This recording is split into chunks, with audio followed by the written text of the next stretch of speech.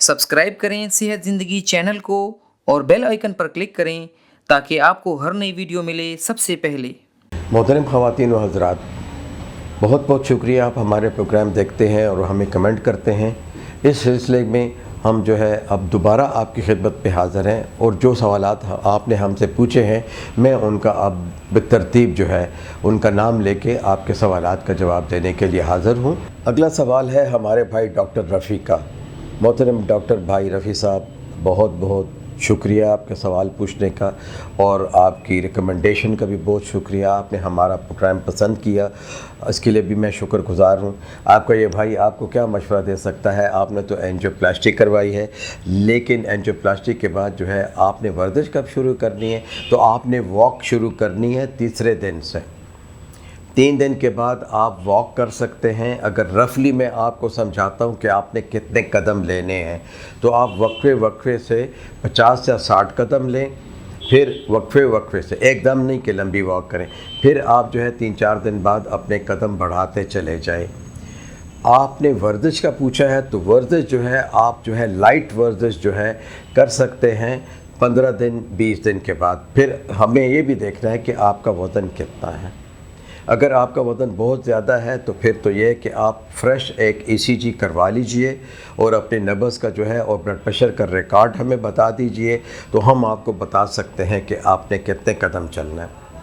1 माह के बाद आप अपनी जॉगिंग करें, लेकिन जॉगिंग भी आपने इंटरमिटेंट करनी है।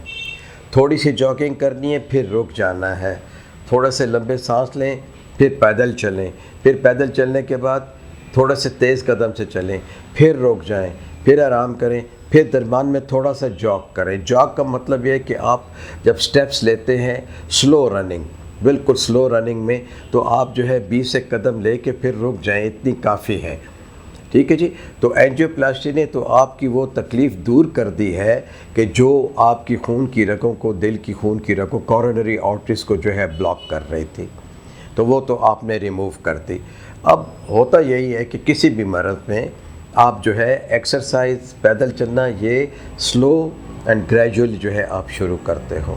एंजियोप्लास्टी के बाद कोई जो मतलब बिस्तर पे आराम नहीं है, आप अपने घर के अंदर चलिए फिरिए। 3 दिन बाद जो है आप जो है चहलकदमी शुरू कर दीजिए। फिर आप एक पैमाना सेट रखें कि आपने आज 60 कदम लेने हैं, कुछ अरसे के बाद आपने फिर 80 या 100 कदम लेने हैं। फिर कुछ नॉर्मल पैदल चलने में अगर आप काउंटिंग करना चाहें तो आपको दिन में 3000 कदम लेने। तो अगर आप 10-10 मिनट की भी वक्फे से वॉक करते हैं, या एक कमरे से दूसरे कमरे में जाते हैं, या 15 दिन के बाद सीढ़ियाँ चढ़ते उतरते हैं, ये सारे आपके एक्सरसाइज में आ जाएगा।